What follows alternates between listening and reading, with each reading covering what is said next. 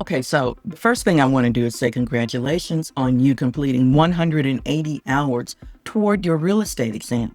That is amazing. People take for granted how difficult the real estate exam is. Think about it. You've prepared for weeks for this exam and all of the topics that you've had to cover.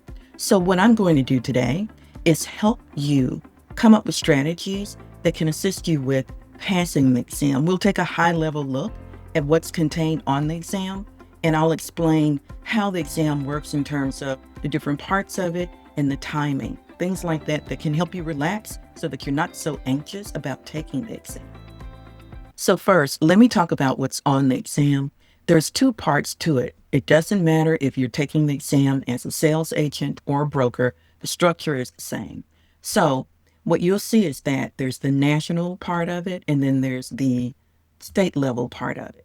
The national part of the exam covers topics like real estate principles, property ownership, and contracts. You have 85 questions in 150 minutes to complete that part of the exam. And then you're able to move on and take your state level part of the exam. There are 40 questions.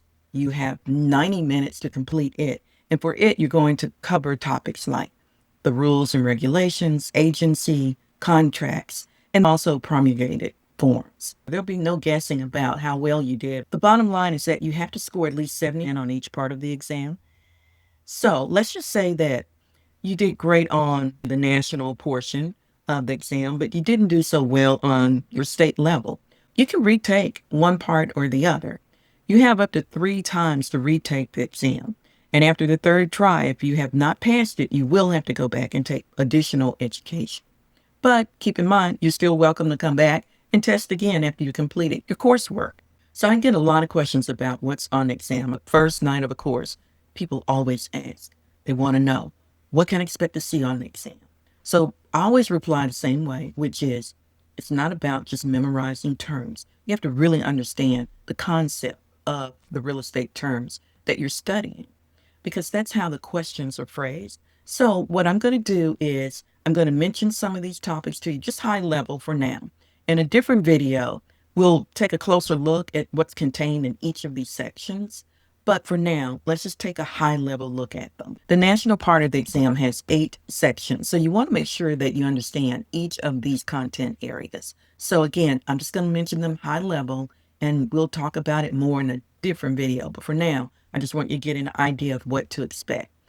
The first one is real property characteristics, legal descriptions, and property use. Next, forms of ownership, transfer, and recording of title, property value and appraisal, real estate contracts and agency, real estate practice, property disclosures and environmental issues, financing and settlement, and lastly, real estate math calculation. Now, the Texas part of the exam has 6 topics. These topics are commission duties and powers, licensing, standards of conduct, agency and brokerage, contracts, and lastly, special topic. But for now, I just want to focus on how you might go about studying for the exam. Look, let me tell you, in 2024, only 65% of people who took the exam passed on the first try. That's a lot of people that are feeling anxious about this exam. At the end of the day, it is normal to feel anxious because think about it. This exam, it's like steering your future. You're making a big choice here about your career. So don't worry about it. You're not alone about feeling stressed.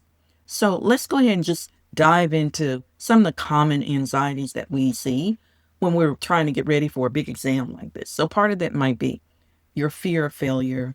You feel pressure to succeed. You're in a time crunch. A lot of us as adults, we're working, we have family. You may have been taking other types of courses somewhere along the way. And then also, there's a lot of material to cover to even sit to take this exam. So I always tell my students to go ahead and try to dedicate 6 to maybe 8 hours a week to study.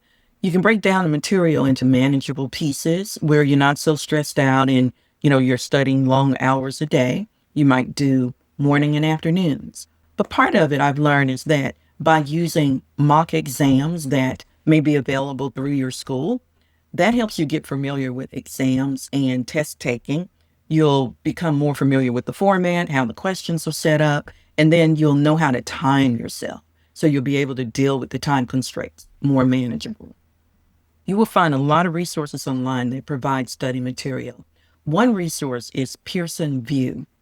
You want to be able to look at their material because, after all, here in Texas, they are the administrator that's proctoring the exam when you're ready to take it.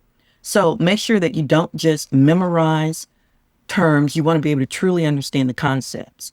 And being able to apply the knowledge in different situations is going to be valuable when you're ready to sit for your exam. You're going to want to make real estate become part of your daily language. Each of us have different study styles that work good for us. Different methods help you lock in faster. Some students I work with have benefited from watching videos, others like using flashcards. I will say, no matter what you do, if you watch videos, for instance, just rewatch them and then quiz yourself. Don't just watch the videos. Or if you're using flashcards, same thing. They give you an opportunity to quiz yourself as you're working through them. You want to use like practice exams from your school, again, so that you feel comfortable with testing and timing yourself. So like when I say, make real estate become part of your language, what I mean is, like, for instance, start discussing it with other people. Talk to a friend, talk to a coworker, maybe a family member. We each study different. And so what you might do is you might read for an hour one day, and then you might decide, I'm going to use flashcards on a different day. And that's fine. Just find activities that you can incorporate into your studying so that you'll stay focused and you can mix it up. Focus on tricky topics like types of agency, single, intermediary. You also want to think about contracts. Do you understand the difference between void and voidable? And then also contract forms. What are the promulgated contract forms? Which ones do you use for what transaction? And also with finance terms. Understand interest rates. Understand the types of interest. Understand loans and liens. You'll also want to study topics like property ownership and land descriptions. Those are very valuable, and you will see questions that are built around these types of topics. It will benefit you to study in short sessions. One technique you might try is the Pomodoro technique. With the Pomodoro technique, what you're going to do, if you intend to study for an hour, is spend 25 minutes focusing, then you'll have a 5-minute break, and then another 25 minutes focusing, and then another break.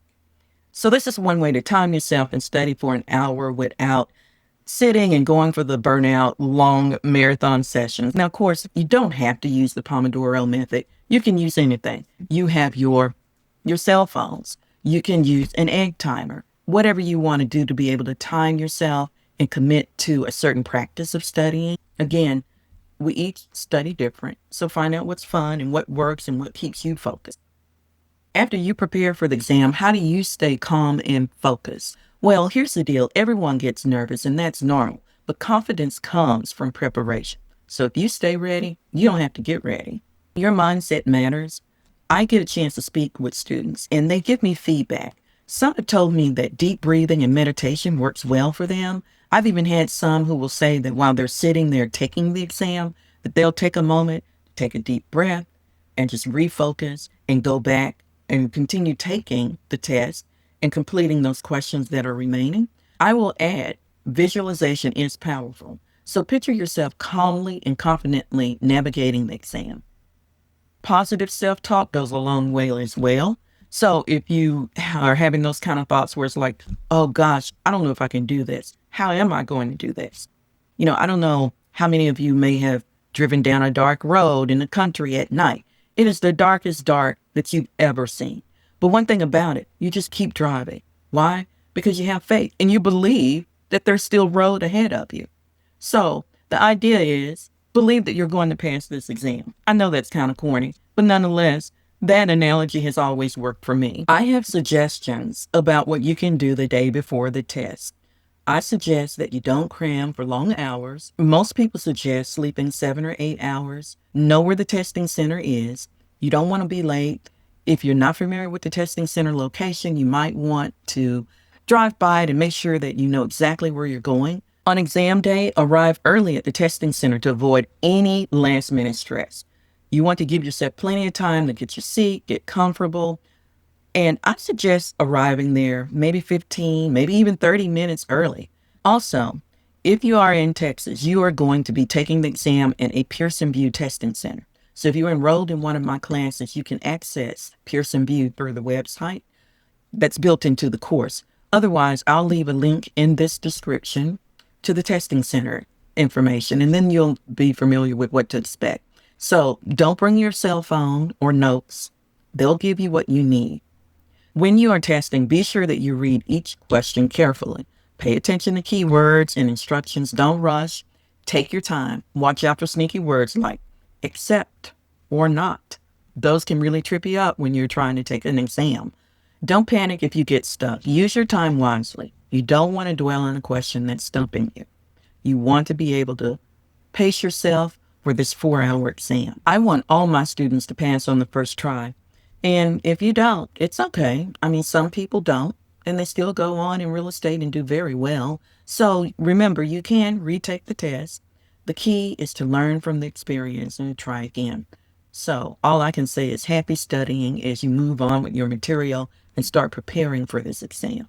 Because, like I keep saying, the exam and this whole process is not about perfection, but it is about preparation. And if you made it this far, you've already proven you're committed. Trust what you've learned, and remember, you're not doing this alone. Every licensed agent has taken this test, and they have sat in the same seat. So whether you pass or not, just take time to reflect, think about your preparation, think about what worked well, consider what you might improve when you move forward.